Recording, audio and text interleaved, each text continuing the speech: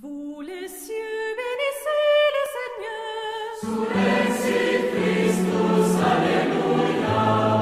Astres du ciel, bénissez le Seigneur. Cantate Domino, Alléluia.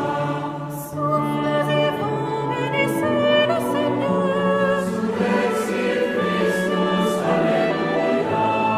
Nuits et jours, bénissez le Seigneur. Cantate Domino, Alléluia. Toutes ses œuvres bénissez. La paix et la grâce de Jésus notre Seigneur soient toujours avec vous. Frères et sœurs, nous continuons notre marche dans la joie de Pâques. Et aujourd'hui, avec les textes que nous propose la liturgie en ce 3e dimanche de l'année B, nous abordons un thème très important, le thème de la rémission des péchés, le thème de la conversion, le thème du rejet du mal et de l'adhésion à la bonté de Dieu. De la première lecture qui nous vient, comme nous avons pu le constater déjà, du livre des Actes des Apôtres, nous allons lire ce livre tout au long de ce temps de Pâques. Alors c'est Pierre qui prend la parole et dit: le Dieu d'Abraham, d'Isaac et de Jacob, le Dieu de nos pères, a donné sa gloire à son serviteur Jésus, alors que vous l'aviez livré devant Pilate, qui était d'avis de le relâcher. Vous l'avez rejeté, lui le saint, le juste. Mais Dieu, qui par la bouche de tous les prophètes avait annoncé que son Messie souffrirait, accomplissait ainsi sa parole.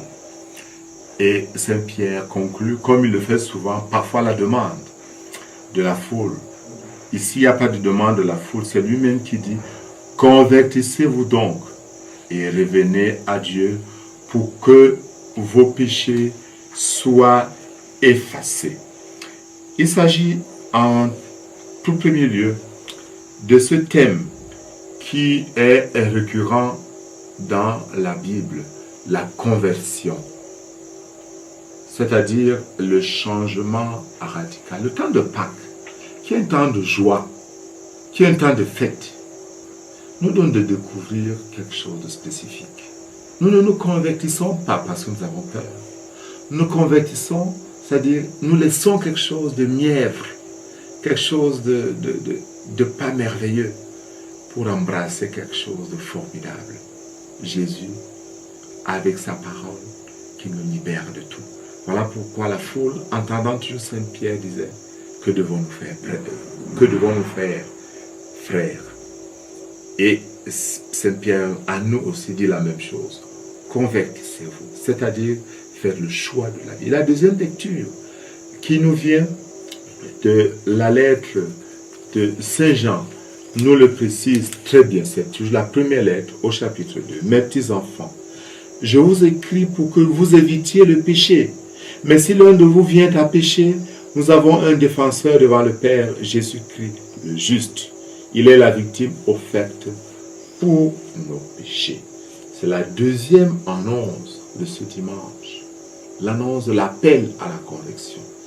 Il y a 3 thèmes importants qui se dégagent de ce texte de la première lettre de Saint Jean.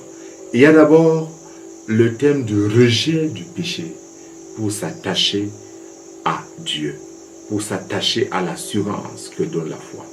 Il y a ensuite aimer Dieu pour lui ressembler, pour être comme Dieu. C'est le fameux thème de l'imitation du Christ. Et en fin de compte, il y a quelque chose de merveilleux, s'attacher aux assurances que nous donne la bonne nouvelle qui génère en nous la foi. Mais en avançant dans la lecture des textes de ce dimanche, nous abordons dans l'évangile selon Saint Luc un dialogue avec le ressuscité, entre le ressuscité et ses disciples. Un dialogue où Jésus, premièrement, reprend ses disciples pour leur incrédulité.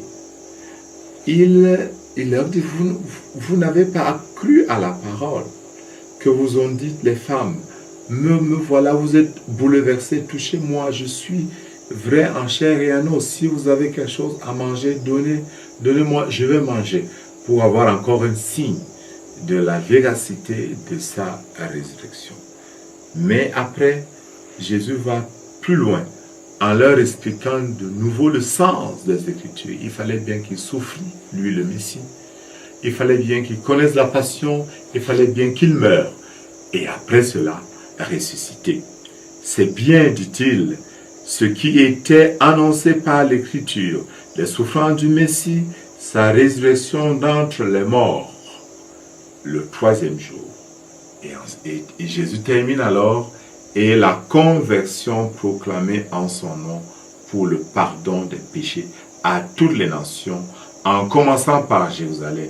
C'est vous qui en êtes les témoins. La Pâque génère, c'est-à-dire la passion et la résurrection de Jésus, génère une puissance de guérison, de libération, de transformation, pour que l'homme soit transfiguré et ressemble à Dieu. Voilà pourquoi Jésus parle de l'annonce de la conversion. Pas une conversion intellectuelle, mais une transfiguration, une guérison réelle. Ça nous rappelle ce qui est écrit dans le livre de la Genèse au chapitre 4, où Dieu dit à Caïn, voilà que le péché est tapis devant ta porte. Si tu veux, tu peux le dominer. Mais l'homme n'a pas pu dominer le péché seul. Alors, la mort de Jésus est venue nous donner ce pouvoir. Voilà pourquoi Saint Paul, dans la lettre aux Romains au chapitre 5, verset 20, dit, là où le péché a abondé, la grâce a surabondé. La croix est la manifestation suprême de Dieu qui s'est rabaissé, qui s'est anéanti, qui s'est humilié pour amener l'homme à renoncer au mal et à se libérer. Comme nous le disait la catéchèse au bon vieux temps. Est-ce que l'homme peut par sa propre force garder les commandements de Dieu? Non. C'est Dieu qui lui vient en aide par sa grâce. Et c'est cette grâce qui nous est donnée en ce dimanche. Voilà pourquoi la lettre de Saint Jean nous disait, si quelqu'un a péché, qu'il n'ait pas honte d'aller à Jésus. Et rappelons-nous qu'au jour de la résurrection, Jésus a donné pouvoir à ses disciples en leur disant, recevez l'Esprit Saint. Ceux à qui vous remettrez les péchés, leurs péchés leur seront remis. Nous avons reçu cette grâce de la nouvelle naissance dans tous les sacrements de guérison que sont l'Eucharistie en tête, la confession et le sacrement des malades. Ainsi que le baptême, bien évidemment, tous ces sacrements nous régénèrent. Et le temps de Pâques qui donne naissance à la régénération est le moment par excellence, le moment idéal pour nous, pour repartir de nouveau, pour renaître avec le Christ, pour repartir avec le Christ, en abandonnant ce qui nous vieillit, en cherchant ce qui nous rend heureux, merveilleux et illuminé. Et que Dieu, dans sa bonté, en ce jour, vous comble de son esprit, qu'il ouvre notre intelligence à la compréhension de ce mystère d'amour, et qu'il vous bénisse au nom du Père, et du Fils, et du Saint-Esprit. Amen. Son pardon nous est donné.